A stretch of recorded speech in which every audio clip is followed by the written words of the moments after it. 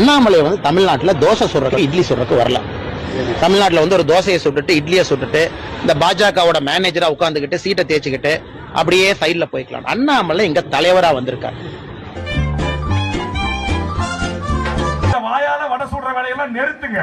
காவேரியில உங்களுடைய மத்திய ஒன்றிய அரசு என்று சொல்லக்கூடிய இந்த நரேந்திர மோடி அரசு என் தமிழ் மக்களுக்கு கிடைக்க வேண்டிய நியாயமான தண்ணீரை காவேரி மேலாண்மை வாரியம் உத்தரவுக்கு இணங்க வழங்க போறியா இல்லையா? இதான் கேள்வி. கர்நாடகா வழங்க மாட்டேன்றான், பிஜேபி அரசு வழங்கல.